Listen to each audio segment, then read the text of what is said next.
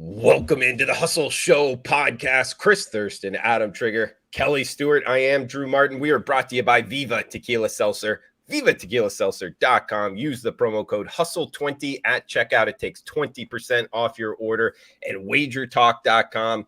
Best free live odds in the industry. WagerTalk.com live odds tab. Guys, when we're talking about sides, totals, that's where we're looking at the numbers. So we're breaking down the games here, Sweet 16 style, March Madness. We got big game breakdown. We got best bets. We're going to open it up to any questions. Come join us on the Wager Talk YouTube channel. Let us know what you're betting. Any questions, fire away. If you're listening on podcast form, thanks for tuning in as well. And feel free to comment below in the reply section. Going to try something new this week. Go fast, I don't know, a little bit faster, right to the games, right off the top. AKA, we need to tell Adam to shut up and not talk as long. Haven't said anything yet on the show. Oh, okay. That's okay. Okay, maybe me too. Hey, Drew. Yep, I've bet 2 games so far for the Sweet 16, and I'm going to give them both out on the show here, and I'm going to kick things off here with the first game of the Sweet 16, and it's the one that Kelly and Queen are going to go to. It's Michigan State versus Kansas State. And Drew, the number 3 Kansas State Wildcats were disrespected as 3-point dogs this past Sunday versus the number 6 Kentucky Wildcats in Sunday's round of 32. But point guard Marquise Noel, I mean, he led the way along with the K-State defense, number 19 defense in efficiency by Ken Pom here. Some books opened up K-State as the favorite here, okay, or a pick 'em. But the early money, we've seen that it's gotten pushed up. Michigan State as the favorite. Kelly pointed out a pretty cool stat to me yesterday on Twitter. And that's since 2005, the 4 teams in the Sweet 16 or later who opened as favorites and closed as doggies, rough, are 3-1 straight up. And that's what we have here with the Kansas State Wildcats. First game of the Sweet 16. Drew, I think Keontae Johnson is going to be a key factor in this game. He made a key 3 in the last couple of minutes, but he really, really wasn't his normal self that he's been all year. He only had 13 points. He was 5 for 14 from the floor, 1 for 4 from deep, and that one shot that he made was a big one. He's going to be a lot better here, and he could take this game over here. Sparty does shoot the 3 well, and they shoot it at a nice clip, 39.5%. They didn't shoot it well last game. That doesn't scare me. K-State can defend well, and they will defend well, and they could defend the 3 well here. I think it's, I want to point out that Kentucky got every single call. Sheway played out of his mind and was an absolute beast, and K-State still won this game. They wanted Kentucky to win this game. It couldn't have been more freaking obvious, okay? Noel and Sills are better guards than Walker and Hogard. This is Big 12 hoop. I don't care what anybody says. I get that Tom Izzo, he gets his team to peak in March. I still have the Wildcats, the better team overall, and I'll take any points I could get in this one. I played K-State +2 and fully expect them to be playing on Saturday in the Elite 8. Great breakdown. Chris Thurston at CTVet16 kicking us off. Somebody I know will have an eye on that game, possibly even going at Kelly in Vegas on Twitter. Check her out, Barstool Sportsbook, WagerTalk.com. Kelly, what are you thinking about that game? Possibly even going. Drew Martin bets. I've had this flight booked for a month. Flight booked for a fucking month. Oh, wow. First and foremost. Actually, in fact, when Steve said, hey, we want to do a Viva event for March Madness, I said, sign me up. You know how much I love New York City. Couldn't wait to go. Drew, come on. I know you're very not in the group chat. That being said, it's okay. So I agree with everything that Chris just said. I did take K-State +2. I took them +105 in the first half instead of the +1. Here's my concern. I gave out last Friday, I gave out kind of like a quick synopsis on Twitter, like 2-3 paragraphs of why I was concerned about the matchup versus Kentucky. And I was pretty spot on. As Chris said, Tshiebwe just crush us on the boards. But you know what K-State learned how to do in that game? Get those second chance points and fight for those rebounds, because that was how they were going to win the game. Outside of only going 4 from 20 from 3-point land. Thank you, Keontae, for hitting one of those and Marquise for hitting 2. That being said, Desi Sills, since he's been inserted into this lineup in the 5-man roster, K-State has lost 1 game with him. He is really the X factor. I tweeted about him. I'm like, listen, Desi, I appreciate you fighting for that ball, hitting the hardwood literally with your head. But I need you not to get hurt. It wasn't 4 plays later. He was limping around, and I was screaming at the television, asking him to just, we need you. And that is a fact. We do need him. And I'll be really honest with you. This is a tough spot for the Wildcats in 2 areas. One, if Michigan State gets hot from 3, that is going to be an asterisk, right? We've seen him do it from time to time. We saw him do it against Iowa, Michigan, Indiana. That being said, the other spot is K-State not turning the ball over. And I say this every single time I talk about K-State. And the reason why? Because when they turn the ball over more than 19 times, they lose the game. But when they turn the ball over less than 15 times, they win the game. So as you saw, we only had 8 turnovers against Kentucky. I was really happy to see the Wildcats really come to form in that game. That being said, this one is really kind of one of those feelings where I feel too good about it. I felt terrible about the Kentucky game. Chris called me and goes, I can't believe you're not betting K-State. I love K-State today. And I'm like, oh God, it gave me that uneasy feeling from the second it tipped off. You guys saw all of my Twitter posts. I was losing my mind, and I got banished from the upstairs sportsbook downstairs before it didn't even really started. And I was frustrated, and K-State came out. They won that game. I give them all the credit in the world, but I feel way, way, way too good about this one. It concerns me. But I do think K-State will beat Michigan State on the boards. I do think that they're going to run a faster pace. Now, I know Michigan's got a really solid D, but I'm going to steal one more tidbit. I know Chris just gave the one a little bit smaller sample size. This one is a little bit bigger, not by much, but from our good friend Mark Lawrence. So bottom line is we love higher-seeded dogs like K-State. Higher-seeded dogs in the round of 16 are 11-6 against the spread since 1990. 8-2 straight up when taking 2 or fewer points. You know what to do. I love Mark Lawrence for this one. And we, frankly, when we bucked the trend, Chris Felica was talking about K-State catching points against Kentucky and how it was a fade spot. Everybody ran to bet Kentucky hand over fist. I talked to John Murray this morning. He said right now ticket count is 5-1 on K-State, but he said, don't worry, Kel. The kids all bet tomorrow morning before tip-off. I have a feeling we're going to see those a lot more even numbered over the next 24 hours. So fingers crossed. I'm going to be really jacked tomorrow at MSG. And regardless of the outcome, I'm going to try to be a good sport. Ariel laughed her ass off when I told her that this morning on FaceTime. She said, yeah, right. You're going to be a monster. I said, if K-State wins this game, I am going to be a fucking monster in New York City. And I cannot wait. It's going to be fun to watch. And kicking us off, the Sweet 16, tipping us off anyway. So we got Adam Trigger here. 2 great pick analysis here, Trig. Tough follow at Top Flight SI, WagerTalk.com. Trig, what do we got, man? I'll go to a different game. I'll talk UConn since I'm wearing this great jacket right now. And I think they have a really good chance to win this tournament. Can I interject? This jacket was the first L that Trig took today. If you guys have ever watched Bet On It, I'm in a nice sweater or jacket. Joe Ranieri wears a nice jacket. Ralph Michaels wears a button down. Marco wears that's just what they wear. Joe Ranieri wakes up in a suit jacket on a professional show. Starter. It's not a starter, as you can see. That logo right there. It looks like something I wore in 1994. No, this is something I got at the XL Center this year when I was watching UConn in person for the first time. Watched them in person for the second time on Sunday as they dismantled St. Mary's in the second half of that game in Albany, New York. And listen, up close and personal, UConn looks as good as any team in the country. I really strongly believe that they are, and I don't think the numbers really fully show just how good this team is. When you look at them on paper quickly, field goal percentage 68, 3-point shooting 69th in the country. I mean, this team can hit jumpers. They're an elite shooting team, in my opinion. Maybe not so much in the numbers, but I do think that the shooting has come around maybe since January when they were losing Big East games. I think the biggest thing for UConn has been Sonogo really showing up in this tournament.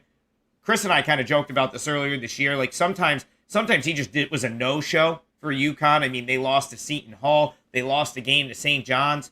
You know, you look at his stat sheet, there's outputs in there where he scores 8 points, which is insane, really, when you consider just how good and dominant of a force he is so far in the NCAA tournament. 28 points, 24 points, completely took over in the second half of, just really the whole game against St. Mary's. They couldn't do, they like to be very patient on offense, cut, and UConn just would not let them get near the rim. And that is why I think Arkansas is going to struggle here, because UConn's not going to let them get near the rim. Donovan Clingan, he only plays like 10 to 15 minutes a game, 7'2" center for UConn. But the point is, if UConn wants to, they can go really big and they can force Arkansas into some jump shots. And that is not what Arkansas does well. 324th nationally in three-point shooting. This is not a team that shoots it particularly well. They turn the ball over, and I go back to Saturday afternoon. CT Betts and I at the Turning Stone Sportsbook were watching this game. Arkansas is behind in the game, and how did they get back into that game? Offensive rebounds, hustle plays, just making a play, getting to the rim, and then the timely shot. Those things are just not, like, they're probably not going to happen against UConn. UConn's one of the best rebounding teams in the country. There's no way that they're going to win on the offensive glass against UConn like they did against Kansas. That's just not going to happen. So unless you get Arkansas, unless they shoot out of their minds, which is, maybe it happens, who knows? I just don't see how they beat UConn here. And you'd also probably need UConn to have an off shooting night. The other thing, I'll throw one more thing out there before I kick this game back to you guys. Marquette tried to press UConn at the game I was at. So I went to the Marquette UConn game at the XL Center earlier this year, and it took UConn like 3 trips down the floor. They broke that press in 2 seconds, and Shaka had to call a timeout and basically okay, we can't press them anymore because they handle the ball well, and they have guards that can handle the ball well, and they can pass and beat the press. Terrible matchup for Arkansas. UConn's a better team. This number is actually short, in my opinion. I love UConn to win, and they will most likely cover as well. No, good breakdown, Trig. I guess just to follow up for handicapping discussion here, one argument towards Arkansas, and I don't necessarily disagree with you, but I could see some Razorbacks backers saying this. And you've seen UConn in person, I believe. I've seen Arkansas too. We have. Yeah. Okay. Yeah, Kelly and I went to an Arkansas game. Here's my question, Trig. Arkansas really capitalizes off turnovers. UConn, from what I've seen, enough. And we saw it in the first half versus St. Mary's. Really hard defensive type first half. I had St. Mary's. I felt great about it. And yes, UConn ran away with it in the second half. I agree. UConn is the better team here. But you're right. And like we saw against Missouri, if they start shooting lights out, it gets ugly quick. I was going to say that's Arkansas.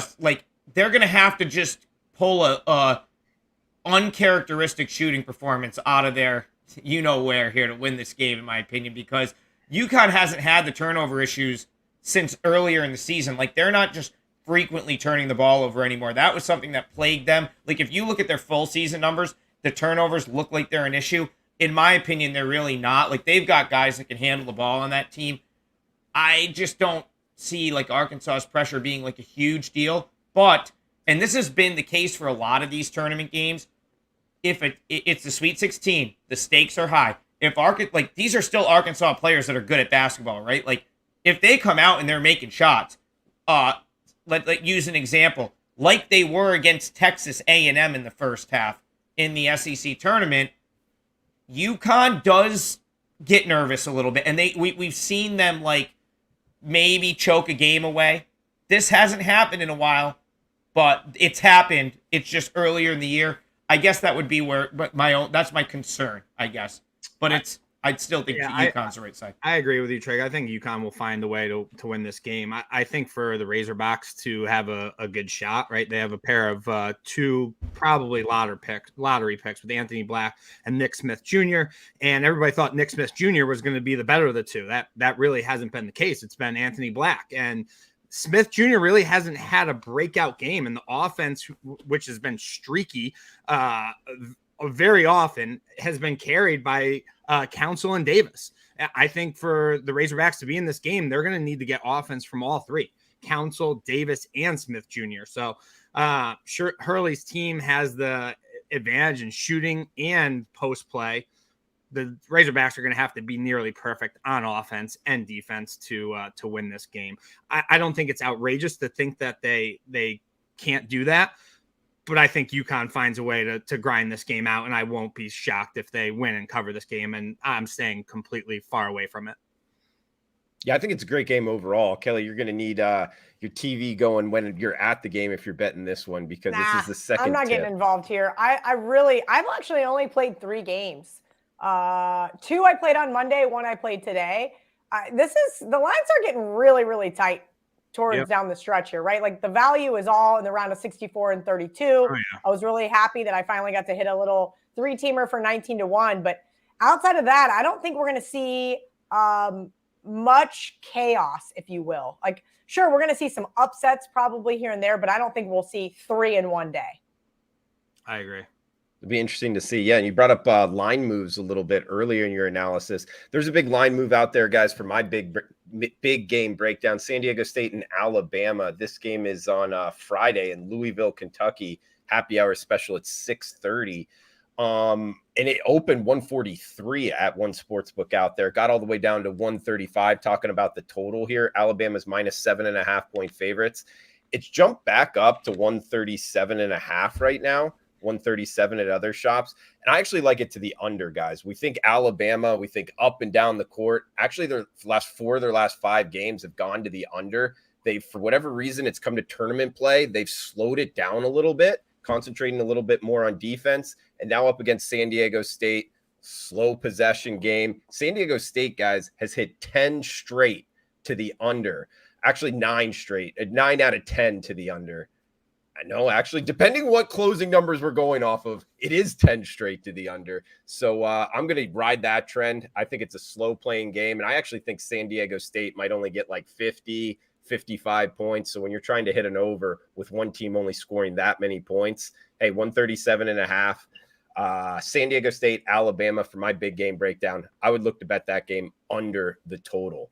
Huge shout out to the chat box. Everybody joining us live, YouTube, WagerTalk YouTube channel here. And again, we're brought to you by Viva Tequila Seltzer. Viva Tequila Seltzer, refreshing and drinkable hard seltzer. 88 calories, 0 carbs, 0 sugar, 4.5% ABV.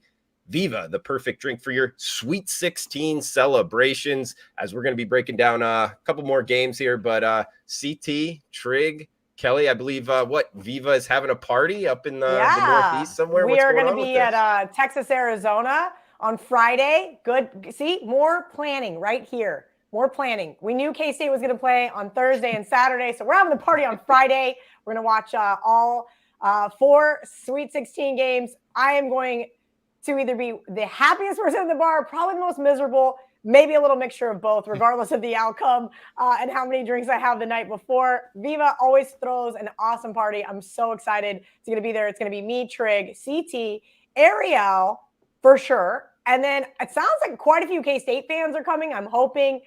We'll see if we can get them to take the PATH train from the city. It's going to be just awesome. I love these kind of events. And this one, not having to go to New York City, makes it just a little bit more special. Like it. Okay. CT Trig, any thoughts here before we get to best bets? Well, I want to go back to your game. I want to go back to your game, Drew, that you just brought up, because I am on San Diego State, and it's not just because I have them drafted in my Calcutta. I'm actually happy that you really like the under. I was happy to see that move towards the under because it kind of does bode well for San Diego State. We know exactly what we're going to see here. Great defense, great offense. Something has to give. I didn't want to be the one to step in front of Alabama, but I stepped in front of them a couple other times this year for very good reasons. And one of those reasons was Oklahoma, Tennessee, Texas A&M, and look what happened. Those defenses really stepped up. They held Alabama's offense to 69, 59, and 61. I really think if San Diego State can hold this team under 70, they have a shot to win this one outright. I played them plus 7.5 on Tuesday, actually. But I wanted to hear everybody else's thoughts. I know Ralph really agreed with me on Bet On It today, but I haven't really heard anything from Adam or CT regarding this game. I'll let CT go first, and then I'll. I think it's a tough. I think it's a tough draw for Bama. Both these teams are in my top 10, right? So you usually don't see a matchup between two top 10s in the dance this early. So, and I know that's only my top 10. but I think the Aztecs really cannot afford to get off to a slow start here with Bama. And we have seen that, right, all through the tournament. I mean, they could go 5-6 minutes without scoring, and it's been very annoying because I've been on them, both games in the tournament, but they've come back to life. And, we've seen what they could do. They could turn it on.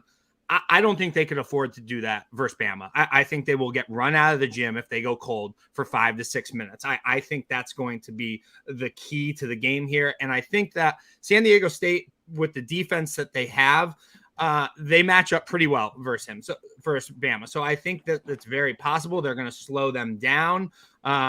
San Diego State was very impressive versus their win in Furman, right? So unless we think that Virginia was a lot worse than we thought, then San Diego State's 23-point win over Furman was really pretty impressive. So I don't think that it's totally out of the question for San Diego State to stay within the number here. I'm just not sure if I want to get to the window on them yet. And I have not bet this game either way. Like I said, I bet only 2 games so far. Yeah, and I'll just follow that up. Like, there's this misconception that Alabama runs great offense. Like, they really don't. They have the number. They're a high ranking offense because they score a lot, but they score a lot because they'll get hot, or more importantly, they rebound and get a ton of points off rebounds, garbage, just putting the ball back in, beating their opponent down the floor, using that athleticism to score. That doesn't necessarily work against San Diego State. San Diego State is as good as there is in the country at not giving up second chance points. And a lot of Alabama's scoring is second chance points. Or another thing San Diego State's really good at, cutting off transition, getting back on defense, forcing a team to get into their offense. Alabama, how do they score? A lot of their points come off of beating their other team down the floor, making a play, getting to the rim. So if they can get, now, Alabama can shoot it, right? Like they can shoot the 3, and they like to shoot the 3. But that's where the only time Alabama ever really gets into trouble is shot selection, because their whole offense is get right to the rim or try to get an open 3. And if you can get them out of that a little bit, they get a little sloppy. Like they get a little discombobulated, and we've seen it happen. There's examples of it. And I got to shout Mark Zeno out here. He called me last night. We talked about this game for a minute. Is that how you say it? No, it's Zeno. Well, whatever. I was like, Everyone knows literally what I'm was like, talking oh my God, I've been saying his last name wrong the whole time. Mark Zeno called me last night, and he made a good point that's kind of interesting. And actually, I'm curious to see what your guys' reaction is. Your guy's boy, Nick Saban, certainly not Drew Martin Bett's boy, but you college football guys specifically, kind of made some comments that Nate Oates thing was not handled particularly well, and it's making its rounds through the media again. And if you go back to when that all first started, and it was certainly a distraction. Alabama failed to cover 3 or 4 games after that happened. So I thought that was an interesting point Mark made. Is there enough distraction there right now? I don't know. But listen, San Diego State, like CT said, if they go cold, they might get run out here. But they certainly have the intangibles to keep this game close. They're probably one of the few teams in this field right now that actually match up kind of good with Alabama. So yep. I'm still taking a look at it. Haven't bet it yet, but trying to get myself there. Yeah, a lot of different ways to go with this one. Sidewise in my mind, Kelly. I mean, I don't know. Trig's point about they dropped some game. It was also who they played, Trig. I mean, it was Arkansas. They played South Carolina. They played South Carolina. Are we saying they didn't care about South Carolina? I mean, South Carolina took them to overtime as 17-point underdogs or something ridiculous. They played South Carolina, I think Arkansas, Auburn, Texas A&M. Yeah, Auburn. I wouldn't penalize them too much for that. But since then, I mean, they've been on outside of that one Hail Mary cover at the end from Texas A&M Corpus Christi. They've been on a tear, ATS.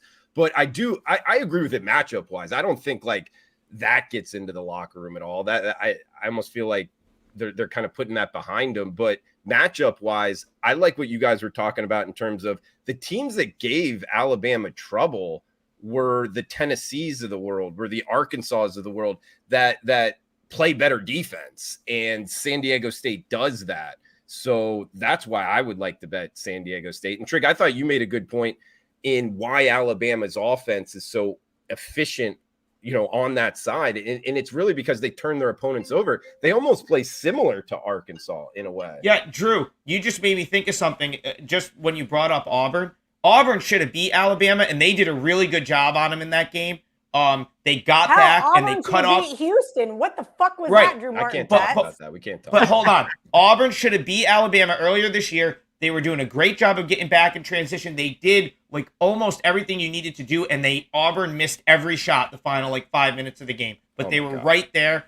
And listen, San Diego State, they have the intangibles to play with Bama, but it all comes back to what Chris said. They can be stagnant offensively at times. They turn to Bradley to sort of do it all at times. And if in Alabama, one thing we don't talk about enough is how good Alabama is defensively. They're one of the best defensive teams in the country. They don't get enough credit on that side of the ball, in my opinion. And who knows, if they really clamp down, they could blow it open. That's my take on the game. It's cringing how cold they can go. They definitely can. It really is. It's. I bet against them, I think twice. I think I bet at UNR and at Boise State were the two times I bet against this team, and that's exactly what happened. I mean, but I do think not going cold, but really good defense bodes well for San Diego State. I mean, even Oklahoma is not anything to write home about, but they played a really great defensive game. It was just one of those spots where Oklahoma played at the right time and they stepped it up. Alabama just didn't play their game. Maybe they were looking ahead. Maybe they didn't care about the SEC Big 12 mid-conference tournament or whatever the hell that was. But it's very interesting. So I want to talk about another one, though, because we have time before we get to best bets. And it's kind of perplexing me. And I'm not going to get involved with this team because I've been really terrible with the Big East. Princeton catching 10. If you look at some of the ticket splits, I'm shocked. The most bet team so far this week is Princeton. Over 80% of the tickets at one book, 76 at another, 79 at another. And I try not to let the square dog thing get to me too much. Does that even matter? But it is very weird because this reminds me of St. Peter's. I believe it was last year in the Sweet 16 when they upset, was it Kentucky in the Sweet 16? Or was that round of 32? Either way, the whole world was on St. Peter's because they're doing the exact same thing that Princeton did, just winning games outright. I think it was Purdue. Was it against Purdue? It went Kentucky, then they beat Murray State, then I think they beat Purdue, something like that. There might have been one more in between there, but it was one of those teams. They lost before the Elite Eight, right? Oh, it was Purdue because then they lost to UNC. Okay, so regardless, yes. I try not to buy into it too much, but it is very odd to see in late March the whole world jumping on an Ivy League team. Yep. Against a really solid. Can I tell you what the issue with that is? Since I'd love to hear it. No, that's why I wanted to ask you guys. I saw Abby's comment and Drew put it on the screen. I guess I'm just trying to figure out. I know this is a ton of points, but the line's moving in the other direction, and all the bets are on Princeton. You know what to do. Listen, I've been on Princeton for the last week, right? I had them over Yale in their conference championship game. I had them against Arizona. I had them against Missouri. I lean Creighton here. The reason is it's just not the dream matchup for Princeton like the other two were. I wanted to badly make a case for Princeton in their next game, but in reality, the number probably should be closer to what the number was against Arizona, right?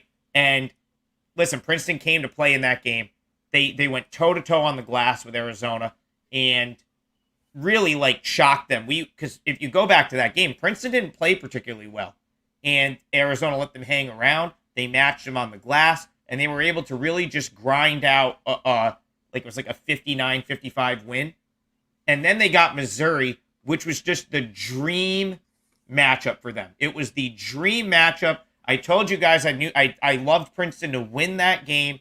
It was terrible rebounding team against Princeton, who's a great rebounding team. Missouri had so many deficiencies that was such a good matchup for Princeton. The problem here is that Creighton runs really good offense. CT Betts will tell you that after he watched that Baylor Creighton game where Creighton was just, I mean, their offense looked crisp, and yeah, it's just not they're not going to have the massive rebounding edge. So I don't know if I want to, like, if it was like 13 and a half, maybe, but it almost feels like you're paying too much of a premium for this run, this like Cinderella type run that they've been on, and Creighton might have the right mixture to win that one pretty comfortably.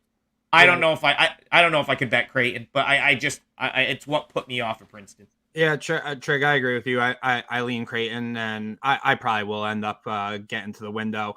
I have a couple of things on them, and I just wanted to comment on Ari Gold's comments. He says Princeton plus 11 by a point. Ari, if you think you need to buy a point in college basketball, you're betting the wrong side, and you probably you shouldn't be betting hoops or probably anything. But that's just a little tidbit I wanted to throw out there. I think, it's very apparent. The Tigers, they've found success, right? They've been playing the right way in the tournament and very hard. But unfortunately for them, the Blue Jays, they do both those things as well, and they're much more talented. And the Tigers aren't going to win this game by just being motivated and fired up. At the end of the day, Creighton is close to being elite on both ends of the floor, and they're strong at every single position on the starting five. Yes, I get it. They only play 6 guys, sometimes 7, but I think they're going to be way too overwhelming and powerful for this Tigers team, not to mention Kalkbrenner, the 7'1", the big man. I think he's going to be a big-time problem for Princeton. Not sure if anybody knows this, but the tallest guy on the Tigers is 6'9". And Kalkbrenner moves very, very well around for a 7-footer. He can move, and he's going to give them a lot of problems. And I'll just throw this in here and close it out. The Jays are 5-1 against the spread in the last 6. They're hot right now. They're shooting the lights out. Just ask Baylor, a team who could fill it up, and they ran them out of the gym. I lean Creighton here, and I'll probably end up getting to the window. Ari just said he was going to tease them. I can't. Even better idea. Ari's probably right about Creighton being overrated. Like, I don't think they're some amazing team, but they match up really good with Princeton. And if their offense is as crisp as it was, against Baylor, Princeton's going to have a real hard time keeping that within 10 points. It's just okay. I'm going to say this: if I have my option on who K-State is going to play, let's just say K-State beats Michigan State, beats the winner of Tennessee FAU, which we should actually talk about that game as well, because I did play Tennessee. So let's just call it Tennessee. In the Final Four, if I have my option of who I want to see, I don't think it's Creighton. I'll be really, really honest with you. I don't know how I feel about this team because I haven't watched them enough, but I feel like they're so good on both sides of the ball. They are. They knock down the good shots that they need to take. I mean, I bet them versus Baylor. I got text them. Everybody knows I suck at the Big East, but I'm going to be really, really honest with you. Like, I don't want to play Alabama. I don't think, I was going to say. I don't want to play Houston. There's just a few teams that I'm like, oh, I'd much rather play Tennessee or FAU, Texas again, Xavier. I'd rather play Xavier. There's something fishy about this Creighton team that they're very sneaky good, and they've been kind of under the radar because everybody's talking about UConn, everybody's talking about Marquette. Yeah, it's like they've just kind of flown underneath the radar in the Big East Conference because they went on that 6-game losing streak back in December, and it was like, oh, and a lot of those. Cal, a lot of those games. To CT's point, a lot of those guys were without that big boy down low, and that guy. I thought CT's breakdown was great. He's a big-time player for him. He's a big-time problem for other teams, too, Drew. A big-time problem. Yeah, and a lot of those losses were without. Like yep, you're right, Drew. Yeah. Yep. Good point, Drew. I forgot about that. I mean, Creighton, they returned a ton from last year. They start 6-6. Everybody kind of forgets them. And I've been saying this to Trig all year long, and he agreed with me. If this Creighton team gets in and wins a game or two, wow, watch out for them. They could get hot. And I was terrified on Sunday versus Baylor. I mean, I knew it was a terrible matchup for them, and that's why I didn't bet it or give it out. but man, I knew that there was a possibility that they could smoke them, and that's exactly what we saw. So Princeton, good luck. I think the run's over. You think Creighton can win it all, CT? 10-1 interest you at all? They definitely could, Drew, because I'm pretty sure I don't have the bracket in front of me, but who's there? They'll play the winner of Bama, San Diego State. Right, and that's what I was kind of getting at was I don't really want to see Bama or Creighton. I would much rather see a Princeton or a San Diego State. I know that sounds kind of crazy from a matchup perspective, just as a fan over here of a team that has the potential being short favorites in the next two games, or I'm sorry, short underdogs in the next two games. I was looking at it going, oh, I definitely don't want to catch a pissed off Bama team after, just barely getting by Creighton or vice versa. Right. There's, I'll be honest with you. The East has been kind of not that bad. A Kentucky team that has been nothing to write home about this year. Marquette getting knocked out early. Purdue getting knocked out by a 16 seed. I mean, Duke getting beat by Tennessee. It's kind of all just like lining up there in the East, which tells me that I'm going to book a trip to Houston and just get demolished by Alabama like we did in the freaking bowl game, or Creighton, and then I'm just going to be crying in a Houston hotel room by myself. Like, just setting me up for failure. I can feel it. I can feel it brewing. We should talk about that. Hit that Tennessee, Florida, Atlantic game quick. Nobody's talking about it. I've done 6 shows today, you guys, and not one time have we spent more than 2 minutes on this game. Yeah, I agree. You said you bet Tennessee, Cal? Yeah, so I did, and I'm okay with saying this now because the line's long gone. Dave Koken sent out Tennessee -4 on Sunday night. I respect Dave a ton, so I laid the 4. But then all of a sudden today, I'm going, okay, if it hits 6, do I want to come back with FAU? I don't know if the data or the trends and angles are strong enough for me to, but Tennessee played their asses off against Duke, right? But what did we see the game before that? I was not impressed with Tennessee. If you guys remember, versus ULL, they were up double digits, and I'm watching the game in bed. I had no action, did not care. They were, I believe, 10-point favorites there. And they let ULL back in. They didn't hit a free throw. They didn't hit a bucket. They got cold. Then they had the reverse type game, and that's why I bet them versus Duke. I said, all right, here's the spot to come back with Tennessee now. I kind of have to wonder if, playing a team named FAU is similar to playing a team named ULL. I just mentioned that Big 12 SEC mid-conference play, and you can tell certain teams just did not care. They just didn't care, and they got boat raced. There's an arrogance level in the SEC, and I think them being able to beat up on Duke, Tennessee might be feeling themselves, and I wonder if it gets much higher if I might try to go for a middle and it lands on 5, or come back on FAU. I mean, these underdogs have just been playing great, and Ralph and his son both had some really great data that they shared with me about that. I did lay the points, but I'm a little hesitant. And sometimes you can buy off and potentially hit both sides. I may do so. I have an opinion on this one. I'll throw it out there. So I think if you're playing Tennessee, it's you're just going at it with the fact that, like, you're saying, okay, I just think the pedigree of Tennessee is so much higher than FAU that, like, I'm just expecting, like, that to win out in the end. Because if you're trying to play, like, if you're talking about matchups, I don't think that this is necessarily a great matchup for Tennessee. And I guess I'll take that one step further. It's really not a horrible matchup for Florida Atlantic, because Florida Atlantic tends to struggle against a really elite big man. Tennessee doesn't really have that. Florida Atlantic's got 5 or 6 guys that are all really good and can be kind of the guy in any given day. So Tennessee's not going to be able to just key in on one guy or 2 guys. Florida Atlantic has about 5 or 6 that are all pretty legitimate scorers that could all, like, kind of take over a game. And they're veteran, right? Like, they're experienced. They've played together for a long time.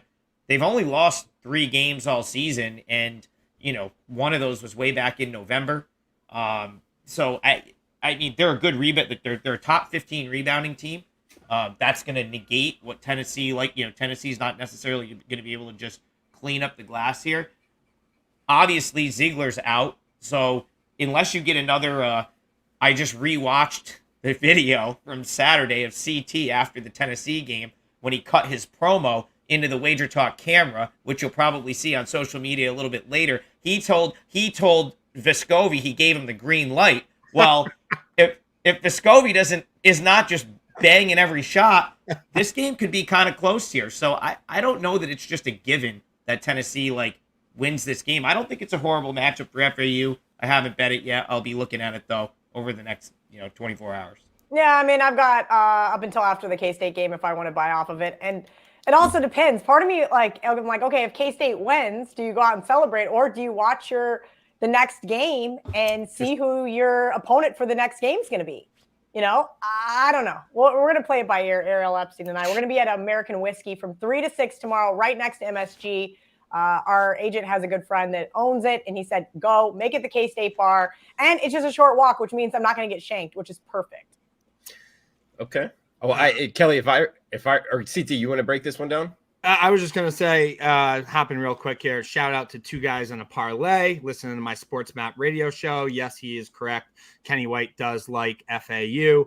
And I think this one I don't really have a lean, right, Drew? I think if the Owls are going to win this game and make it competitive, they're going to need to hit some threes, which they do very, very well, right? But I think that's going to be tough, right? I mean, the elite defense on the perimeter from Tennessee is very, very tough. I think it's going to be a tough task. Tennessee is allowing opponents to shoot just 26.5% from deep. That's the lowest mark in college basketball. And Trig's right. I did give Vescovi the green light versus Duke. That was a great game. We had Tennessee huge in that one. I do think it's going to be a lot easier for Vescovi to get loose and get free versus Florida Atlantic than it was for him to get loose and get free from the Duke bigs. I think that could be a problem for Florida Atlantic. If Vescovi's knocking down those shots, man, they might be in some trouble. And Tennessee's playing the defense that we've seen for probably 3/4 of the year. The Owls could be in for a long night. But the Owls are a very well-balanced team. So I don't know what to think of this one.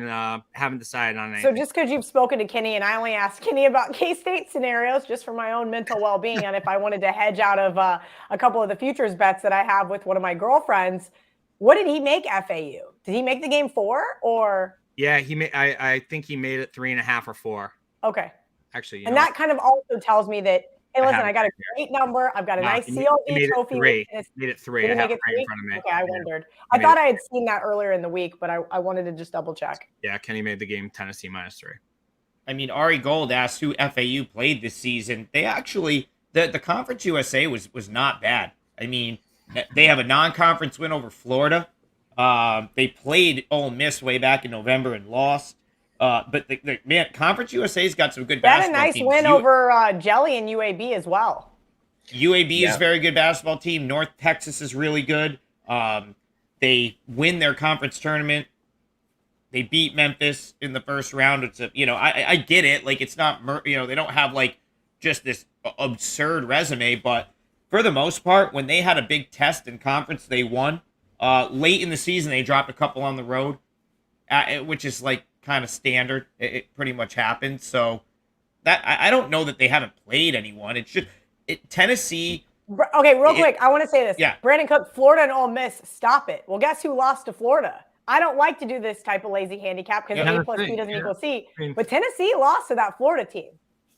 And that's back in November. Florida still had Castleton. February They were 1st. still a decent team. They lost February 1st. Oh, you're talking about when they beat Florida. Yes. I'm talking about when Florida Atlantic beat Florida. Yeah. They beat a much better Florida team than we saw toward the end of the season. Yep. So it's all relative. Florida Atlantic's a good team. I agree with you, Trey. Yeah. They are very good on both sides of the ball, and they're well balanced. They have a bunch of shooters even outside of Davis. So, yeah, and Yeah, they're 5 or well 6 coached. guys They're that the can better score. shooting team. And speaking of losing games late in the season on the road, check out Tennessee. They can't win outside of Knoxville. They've been a terrible bet, not at home.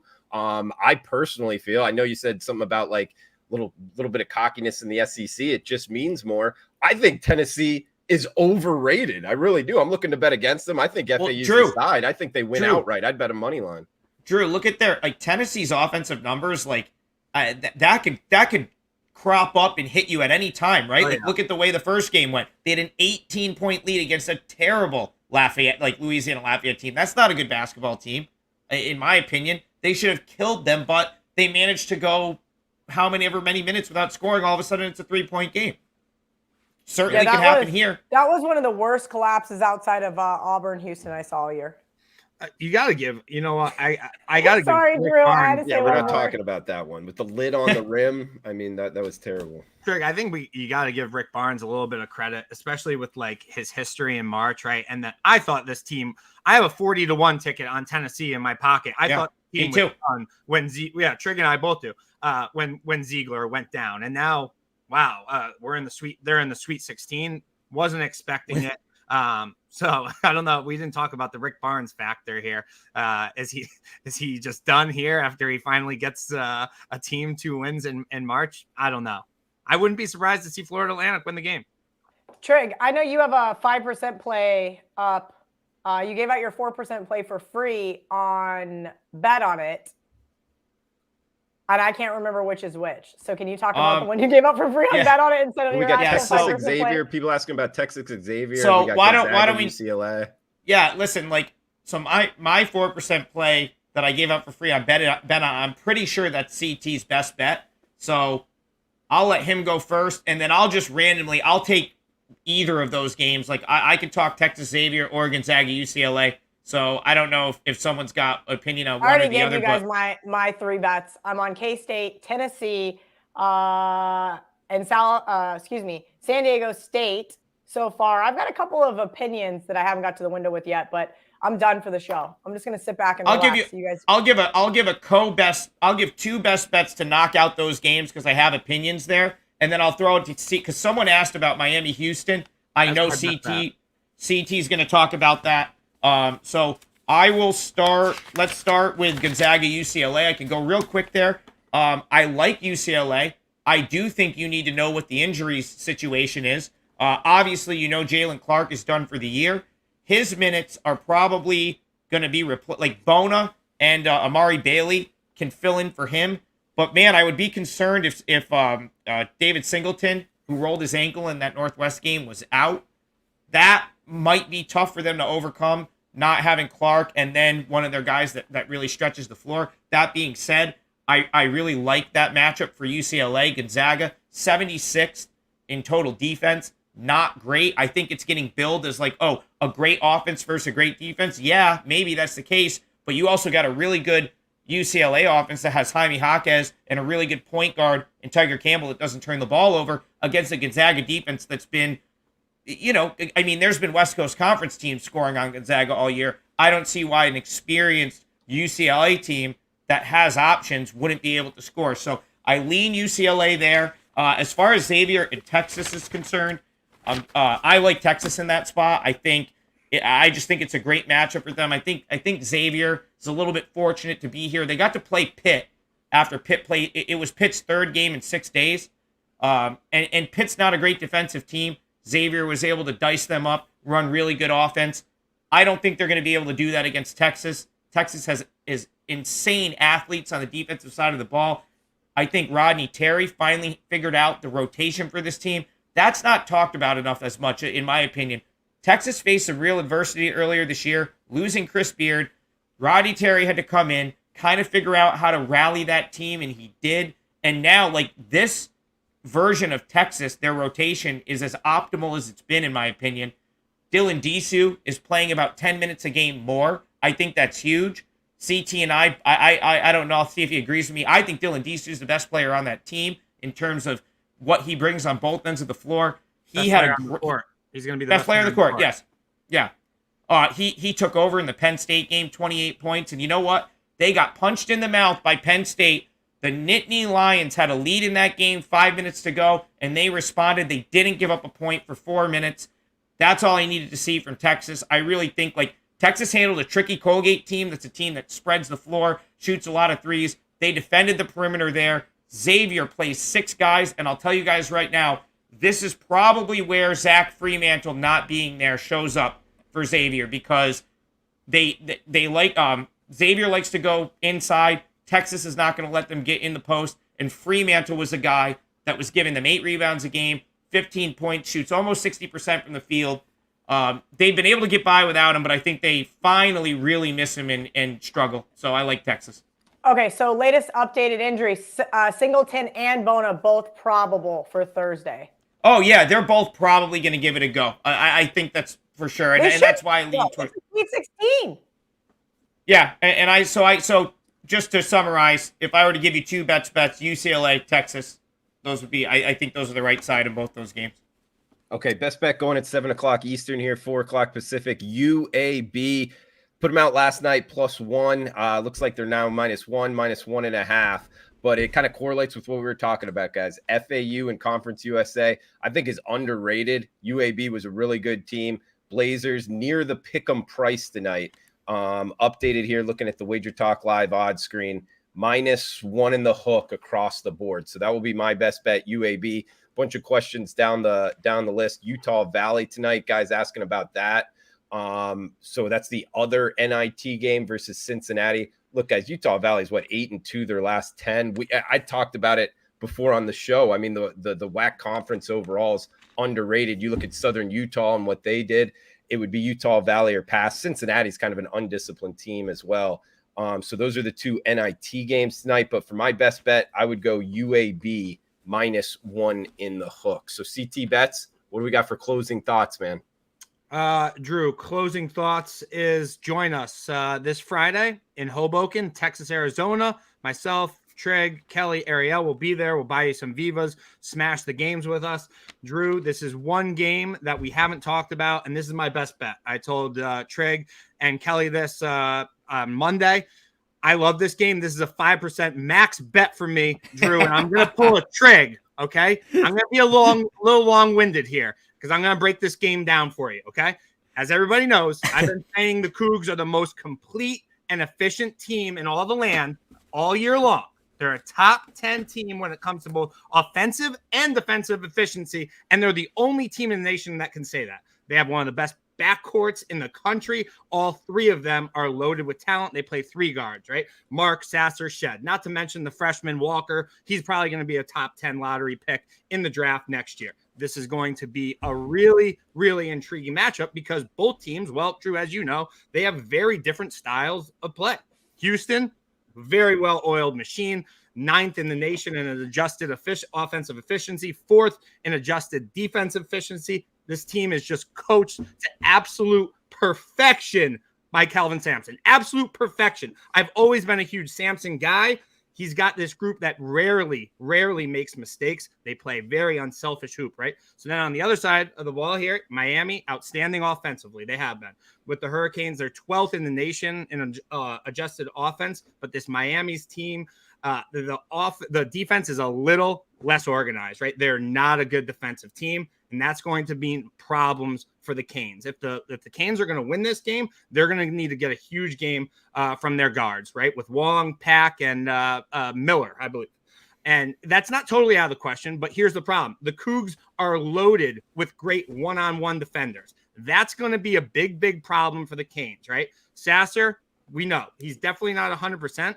He looked pretty good against Auburn, putting up 22 points there. Looked pretty good in the second half when the Cougs back were against the wall and they need it, right? I think the days off, they're going to help him, but groins, they're a tricky, weird injury, right? Sasser, he's going to be out there. He's the best guard left in the tourney. And Drew, remember this. This is going to be the best thing I ever told you. Sampson can drag a dying horse on his back to water and nurse him back to health. The Cougs pull away and they cover this number.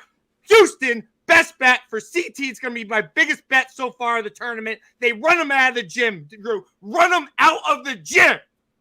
He's CT bets, Adam Trigger, Kelly Stewart, I'm Drew Martin. That is the way we're going to end the show. I don't want to end the show. I have a rebuttal. Do you think he's the coach of the year? When they get to the finals, like I know they're going to, yes. Yeah, I do too. Yep. You think he's the coach of the year over Jerome Tang? Yeah, because I don't have Tang going to the Final Four of the finals, unfortunately. Well, I didn't either. So yeah, you can make a pretty. You can make a really good argument for Tang based on like what Kansas State was supposed to be and where he got them. Like we all knew Houston was going to be really, really good. CT and I knew Houston was going to be this good back in. Best comment. Houston CT has a problem. Let's go. One more thing, Kel. So that Houston was the 4% play that I gave out for free. I bet on it. And come to Texas, Arizona and watch that game with me and CT, because if it, like, CT's probably going to kill me if they lose, like, because I'm just going to be collateral damage there because I'm standing next to him. So hopefully we get that one home together in person in Hoboken on Friday night, because I think that's the game that's on early on Friday. Or biggest earlier. Loss. Ready for this? Prominent offshore book. I just saw this tweet. Biggest loss in the futures market. Any guesses? Drew follows them, so don't say it, Drew, if you know. Well, it would have been Kansas, but they won that. Probably so Houston. Who's the biggest? Texas. Yeah, I can see that. Biggest liability. Biggest UConn liability, is yeah. second.